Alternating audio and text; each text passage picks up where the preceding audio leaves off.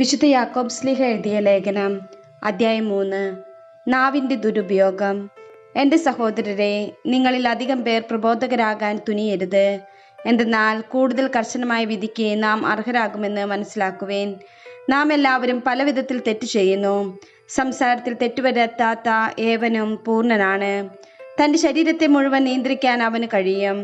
നമ്മെ അനുസരിക്കുന്നതിനു വേണ്ടി കുതിരയുടെ വായിൽ കടിഞ്ഞാണിടുമ്പോൾ അതിൻ്റെ ശരീരം മുഴുവനെയും നാം നിയന്ത്രിക്കുകയാണ് ചെയ്യുന്നത്.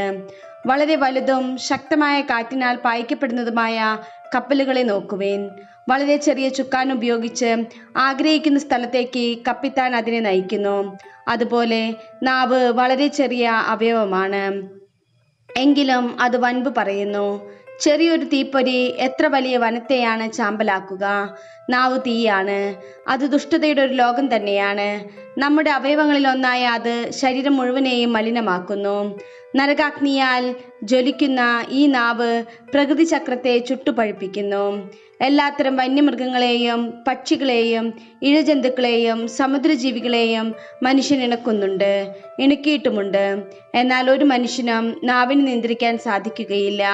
അത് അനിയന്ത്രിതമായ തിന്മയും മാരകമായ വിഷവുമാണ്.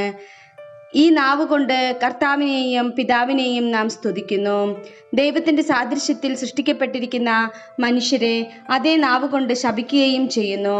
ഒരേ വായിൽ നിന്ന് അനുഗ്രഹവും ശാപവും പുറപ്പെടുന്നു. എൻ്റെ സഹോദരരെ, ഇത് ഉചിതമല്ല. അരുവി ഒരേ ഉറവയിൽ നിന്ന് മധുരവും കയ്പും പുറപ്പെടുവിക്കുമോ? എൻ്റെ സഹോദരരെ, അത്തിവൃക്ഷത്തിന് ഒലിവ് ഫലങ്ങളോ മുന്തിരിവള്ളിക്ക് അത്തിപ്പഴങ്ങളോ പുറപ്പെടുവിക്കാൻ കഴിയുമോ? ഉപ്പിന് വെള്ളത്തെ മധുരീകരിക്കാനാവുമോ? യഥാർത്ഥ ജ്ഞാനം. നിങ്ങളിൽ ജ്ഞാനിയും വിവേകിയുമായവൻ ആരാണ്? അവൻ നല്ല പെരുമാറ്റം വഴി വിവേകജന്യമായ വിനയത്തോടെ തൻ്റെ പ്രവൃത്തികളെ മറ്റുള്ളവർക്ക് കാണിച്ചു കൊടുക്കട്ടെ. എന്നാൽ നിങ്ങൾക്ക് കടുത്ത അസൂയയും ഹൃദയത്തിൽ സ്വാർത്ഥമോഹവും ഉണ്ടാകുമ്പോൾ ആത്മപ്രശംസ ചെയ്യുകയോ സത്യത്തിന് വിരുദ്ധമായ വ്യാജം പറയുകയോ അരുത്.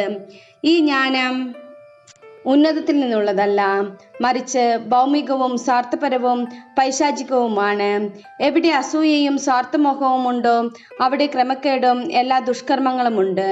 എന്നാൽ ഉന്നതത്തിൽ നിന്നുള്ള ജ്ഞാനം ഒന്നാമത് ശുദ്ധവും പിന്നെ സമാധാനപൂർണവും വിനീതവും വിധേയത്വമുള്ളതും കാരുണ്യവും സത്ഫലങ്ങളും നിറഞ്ഞതുമാണ്. അത് അനിശ്ചിതമോ ആത്മാർത്ഥതയോ ഇല്ലാത്തതോ അല്ല. സമാധാന സൃഷ്ടാക്കൾ നീതിയുടെ ഫലം സമാധാനത്തിൽ വിതയ്ക്കുന്നു.